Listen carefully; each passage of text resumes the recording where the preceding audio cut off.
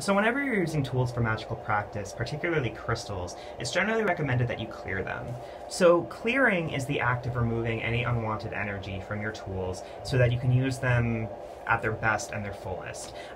So crystals are constantly taking on energy, both positive and negative. And over time, as you use them, you'll find that they sort of kind of have like a dirty sponge effect, where they start to feel depleted. They don't feel, quite as bright, quite as revitalized. And what we do by clearing is we're sort of cleaning the stone. We're taking away anything.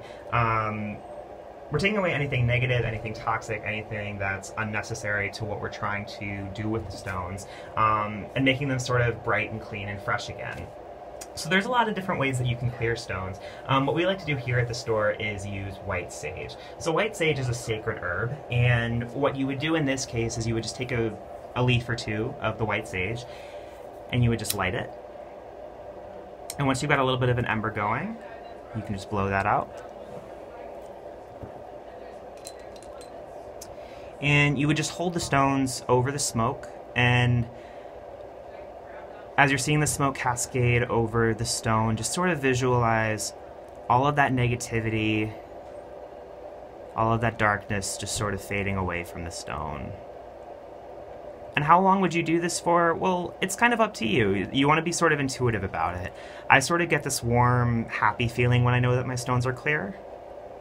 And in this case, I'm starting to get that right now with this stone, so I'm just going to place that here. And you just keep doing that one by one with each of your stones.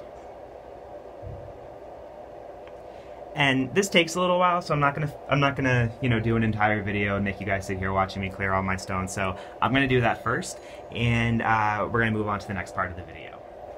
So now that you've cleared all of your stones, it's time to place them. So what we're going to start off with first is the focus stone. So like I said before, we're using an ametrine sphere. And when placing a sphere on a crystal grid, I think it's totally okay to use a sphere stand. I don't think the fact that your stone isn't directly affecting the layout is really going to mess with things that much.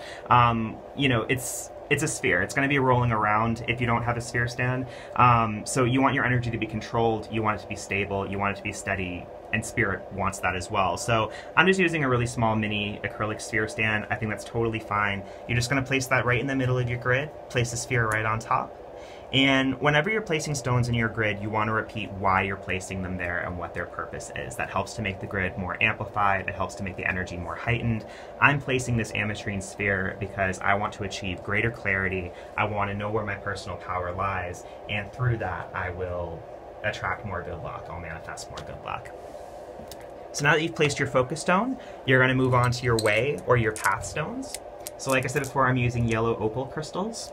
And you're going to go in a clockwise formation around the grid, starting with the northmost point. The reason that you're doing that is because you want to lock in the energy. If you go in a counterclockwise formation, that sort of has the effect of unwinding or unraveling the energy of the grid, which you definitely don't want. So you want to go in a clockwise formation.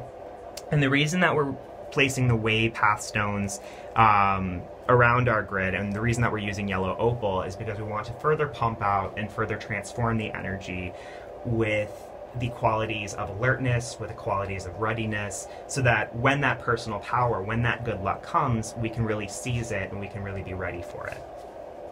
So now we've placed those stones, we're gonna go around the perimeter with our desire stones, and we picked green jade for this. And like I said before, we're gonna go around in a clockwise formation, and that has the effect of locking in the energy.